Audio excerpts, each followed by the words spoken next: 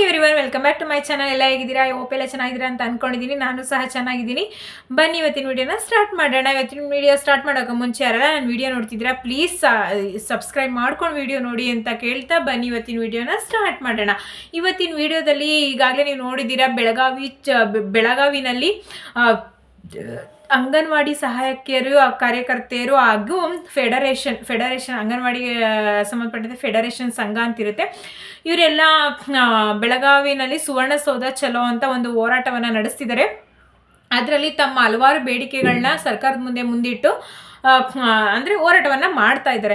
ಅದರಲ್ಲಿ ಏನಂತ ಹೇಳಿದ್ರೆ ಬೇರೆ ಬೇರೆ ಜಿಲ್ಲೆಗಳಿಂದ ಅಂಗನವಾಡಿ ಕಾರ್ಯಕರ್ತೆಯರು ಹಾಗೂ ಸಹಾಯಕಿಯರು ಬಂದು ಭಾಗಿಯಾಗಿದ್ದಾರೆ ಈ ಬೆಳಗಾವಿ ಹೋರಾಟ ಅಧಿವೇಶನದಲ್ಲಿ. ಅದರಲ್ಲಿ ಈ ಅಧಿವೇಶನದ ಮೂಲಕ ನಮಗೆ ಈ ಆಸೆ ಬೇಡಿಕೆಗಳನ್ನ ಈಡೇರಿಸ್ಬೋದು ಅನ್ನೋ ಇಂಟೆನ್ಷನಲ್ಲಿ ಅವ್ರನ್ನು ಸಹ ಈ ಹೋರಾಟವನ್ನು ನಡೆಸ್ತಿದ್ದಾರೆ. ಅದರಲ್ಲಿ ಏನಂತ ಹೇಳಿದ್ರೆ ಆಲ್ರೆಡಿ ಬೇರೆ ಬೇರೆ ಜಿಲ್ಲೆಗಳಿಂದ ಭಾಗಿಯಾಗಿ 2,500 ಅಂಗನವಾಡಿ ಕಾರ್ಯಕರ್ತೆಯರು ಸಹಾಯಕಿಯರು ಎಲ್ಲ ಭಾಗಿಯಾಗಿದ್ದಾರೆ ಅಂತಲೇ ಹೇಳ್ಬೋದು.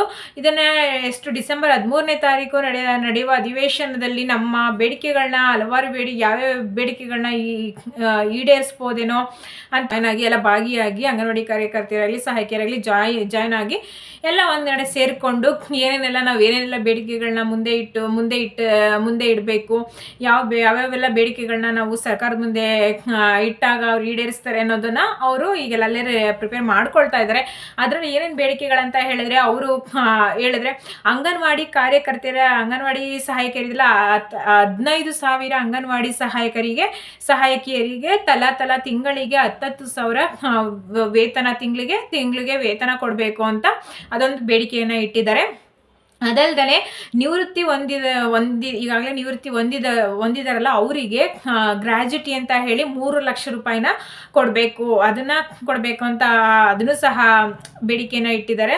ಅದಲ್ದೇ ಏನಂತ ಹೇಳಿದ್ರೆ ಅಂದರೆ ಗುಜರಾತ್ ಹೈಕೋರ್ಟ್ನಂತೆ ನಮಗೂ ಅದರಾದಂತಹ ಗೌರವಾನ್ವಿತ ಸಮಾನ ವೇತನವನ್ನು ಕೊಡಬೇಕು ಗುಜರಾತ್ ಹೈಕೋರ್ಟ್ನಂತೆ ನೀಡಿರುವಂತ ಅಂತ ಹೇಳ್ಬಿಟ್ಟು ರಾಜ್ಯ ಸರ್ಕಾರದ ಮುಂದೆ ಈ ಥರ ಬೇಡಿಕೆಗಳನ್ನ ಇಟ್ಟಿದ್ದಾರೆ. ಅದಲ್ದೇ ಹಾಗೂ ಹೇಳೋದಾದ್ರೆ ನಮ್ಮ ಗೌರವಧನ ಹೆಚ್ಚಳ ಆಗಬೇಕು. ಆಗ ಮತ್ತಿನ್ನೊಂದು ಹೇಳಿದ್ರೆ ಮಿನಿ ಅಂಗನವಾಡಿನ ಒಂದು ಅಂದರೆ ಮಿನಿ ಅಂಗನವಾಡಿನ ಮೇಯ್ನ್ ಅಂಗನವಾಡಿ ದೊಡ್ಡದು ಅಂಗನವಾಡಿ ಕಾರ್ಯಕರ್ತೆಯಾಗಿ ಅಂಗನವಾಡಿ ಮಾಡಿ ಅದರಲ್ಲಿ ಸಹಾಯಕಿಯರನ್ನ ನೇಮಿಸ್ಬೇಕು.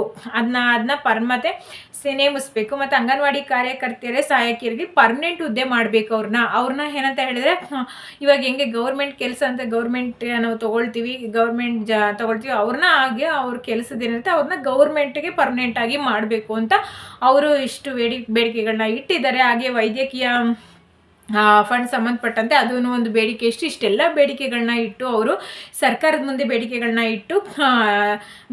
ಇಡೋದಕ್ಕೆ ಈಗಾಗಲೇ ತಯಾರಾಗ್ತಾ ಇದ್ದಾರೆ. ಅದಕ್ಕೆ ಈ ಬೆಳಗಾವಿ ಅಧಿವೇಶನದಲ್ಲಿ ಎಲ್ಲ ಸರ್ಕಾರದ ಮುಂದೆ ಬೇಡಿಕೆಗಳನ್ನ ಇಟ್ಟಾಗ ಸರ್ಕಾರ ಏನು ಕ್ರಮ ಕೈಗೊಳ್ಳುತ್ತೆ, ಇದುವರೆಗೂ ಯಾವುದೂ ಕ್ರಮ ಕೈಗೊಂಡಿಲ್ಲ. ಎಷ್ಟೇ ಅವರು ಹೋರಾಟಗಳನ್ನ ನಡೆಸಿದ್ರು ಸರ್ಕಾರ ಯಾವುದೇ ತಗೊಳ್ದಾನೆ ಸುಮ್ಮನೆ ಹಾಗೆ ಸೈಲೆಂಟ್ ಆಗಿಬಿಟ್ಟಿದೆ. ಆದ್ದರಿಂದ ಈ ಬೆಳಗಾವಿ ಅಧಿವೇಶನದಲ್ಲಿ ನೋಡೋಣ ಏನು ಸಿಹಿ ಸುದ್ದಿ ಕೊಡ್ಬೋದು. ಇದರಲ್ಲಿ ಈ ಅಧಿವೇಶನದ ಮೂಲಕ ತಮ್ಮ ಆಸೆಗಳನ್ನ ಈಡೇರಿಸ್ಕೊಳ್ಬೋದು ಅಂತ ಹೇಳ್ಬಿಟ್ಟು ಈ ಹೋರಾಟವನ್ನು ನಡೆಸ್ತಿದ್ದಾರೆ ನಮ್ಮ ಅಂಗನವಾಡಿ ಸಹಾಯಕಿಯರಾಗಲಿ ಕಾರ್ಯಕರ್ತೆಯರಾಗಲಿ ಹಾಗೂ ಅವ್ರ ಫೆಡರೇಷನ್ ಸಂಘ ಅಂತ ಇರುತ್ತೆ ಅಲ್ಲಿ.